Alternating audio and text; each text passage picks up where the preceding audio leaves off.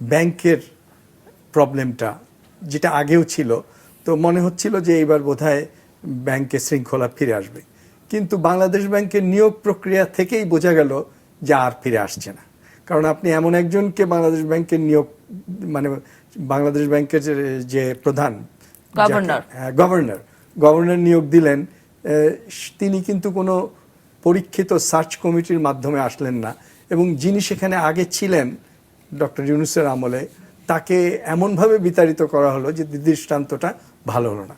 সুতরাং শুরুতেই দেখা গেল যে বাংলাদেশ ব্যাংকটা ঠিক মতো দাঁড়ালো না।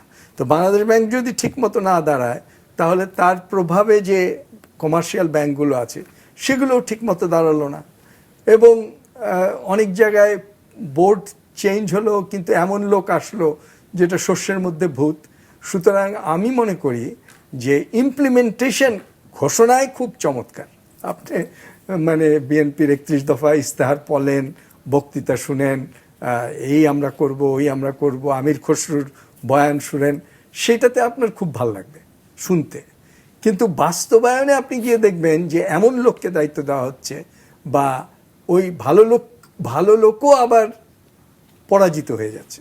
যেমন আপনি যদি যে কোনো ইশতেহার বাস্তবায়ন করতে চান, আপনার তো রিসোর্স লাগবে। এখন রিসোর্স হয় আপনি দেশ থেকে সংগ্রহ করবেন, নয় বিদেশ থেকে সংগ্রহ করবেন। বিদেশি বিনিয়োগকারীরা আপনার এখানে বিনিয়োগ করছে না, কারণ দেশীয় বিনিয়োগকারীরা বিনিয়োগ করছে না, ওই যে গ্যাস ট্যাস ইত্যাদি কারণে, এবং অর্থের অভাবের কারণে, এবং একটা অনিশ্চয়তার কারণে, যে পলিটিক্যালি এই গভর্নমেন্ট কতখানি স্থিতিশীল হয় এগুলো তারা দেখতে চায়। আর দেশিরা বিনিয়োগ না করলে বিদেশিরাও করছে না। সুতরাং আপনার বিনিয়োগ আনতে হবে পাবলিক সেক্টর থেকে। প্রাইভেট সেক্টর ফরেন ইনভেস্টমেন্ট হচ্ছে না, প্রাইভেট সেক্টর লোকাল ইনভেস্টমেন্ট হচ্ছে না। এখন আপনি যদি বিদেশ থেকে আনেন, বিদেশ আপনাকে দিবে অনেক মানে শর্ত দিয়ে, এগুলো করো ওগুলো করো। সবগুলো যে খারাপ শর্ত তা না, ভালো শর্ত আছে। তাহলে আপনার পলিসি ইন্ডিপেন্ডেন্স থাকবে না, এই একটা প্রবলেম।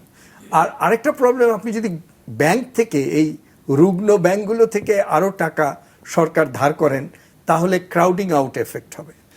মানে প্রাইভেট সেক্টর তার লোন পাবে না, তার ওয়ার্কিং ক্যাপিটাল পাবে না, সুতরাং সে আরও কম বিনিয়োগ করবে।